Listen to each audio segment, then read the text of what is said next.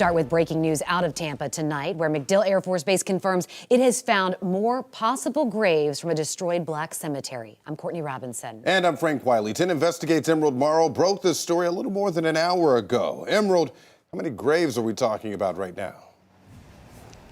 Frank, this is a huge discovery, and we are talking about 121 possible graves that MacDill believes is from the Port Tampa cemetery, which was a segregation-era cemetery that went missing decades ago. I want you to take a look at this video. We took a drive on MacDill Air Force Base today where officials showed us the area of the discoveries, and you should be able to see that area on your screen right now. It's an open field, and they say over the last couple of years, they have expanded their previous search to cover a larger area using everything from cadaver dogs and ground penetrating radar to make these discoveries. They were making good on a promise that they made to the community to find whatever they could after they discovered there could be graves at the base. We want to make things right. Obviously, we can't change what has happened in the past, but we want to work and make sure that all of those who have been laid to rest here get the dignity and respect that they deserve. We made that promise that we were going to look, and we're going to keep looking. We're not going to give up until we've made sure that we found everything that we possibly can.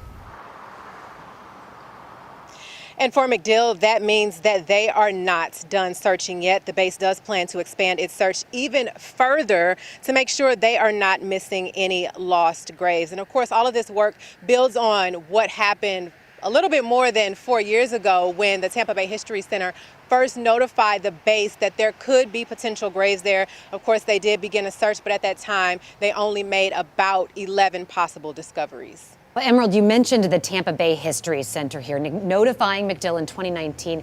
But we have to give credit where credit is due. You had a lot of information that added to the initial search as well. Yes, absolutely. We were all looking at this federal document. It was called the Works Progress Administration. Of course, you may be familiar with those types of Depression-era documents. And it was a veterans grave registration, and it listed a bunch of different cemeteries across the Tampa Bay area, a lot of which many people had never heard of. And the Port Tampa Cemetery was one of those cemeteries. So, yes, we began immediately looking for death certificates, all sorts of things. And I even had a conversation with a woman who was in her 90s who says that she remembers actually seeing an open grave when the base was being constructed around the 1930s. Phenomenal work there, Emerald. Thank you. By the way, Emerald has been following the search for erased cemeteries, as she mentioned, across the Bay Area for years now. You can see where hundreds of other graves were found right now on 10tampabay.com/erased.